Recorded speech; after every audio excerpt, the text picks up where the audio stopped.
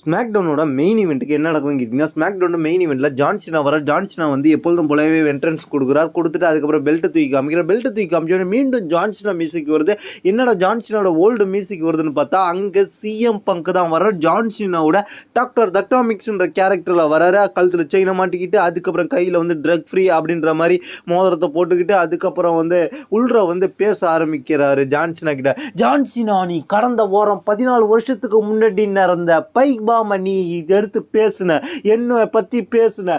இப்போ நான் இந்த கேரக்டர் எடுத்திருக்கிறது ஒரு பாஸ் கேரக்டர், இது வந்து டக்னாமிக்ஸ் கிடையாது, பங்க்னாமிக்ஸ் அப்படின்ற மாதிரி பேசுவார். ஜான்சினா எதுவுமே சொல்ல முடியாமல் வாயடைச்சு நிற்பார். ஏன்னா ஜான்சினாவை அந்த இடத்த வச்சு பேச விடாமே பேசிக்கிட்டு இருப்பார். 2019 மிஸ் சவுதி அரேபியாவை பற்றி ட்விட் செய்தது நிறைய பேருக்கு கோபத்தை ஏற்படுத்தியிருக்கோம். அதுக்கு பதிலாக நான் இங்கே மன்னிப்பு கேட்குறேன், அவர் தப்பு செஞ்சுட்டாரு.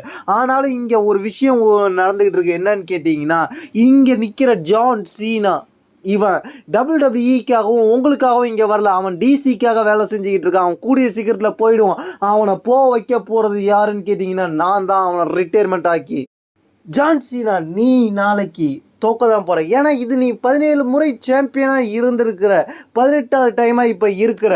இந்த சாம்பியன்ஷிப் வரலாற்றில் நீ என் கூட நீ மோதி இருந்தால் உனக்கு தெரிஞ்சிருக்கும் என்னோட அருமை. நான் இல்லாத காலகட்டத்தில் நீ சாம்பியனாக வேணால் இருந்திருக்கலாம். இப்போ நான் வந்திருக்கிறேன், இனி நான் தான் சாம்பியன், நான் உன்னை முடிக்க போகிறேன். அதனால் நாளைக்கு நான் தான் சாம்பியன் ஆக போகிறேன்னு சொல்லிட்டு அப்படியே என்ன பண்ணுவார், வெளில போய் ஆடியன்ஸ் பக்கம் ஏறி நின்று பேரிகேட்டில் ஏறி நின்று அப்படியே கையை தூக்கி காமிப்பார் சிஎம் பங்க்.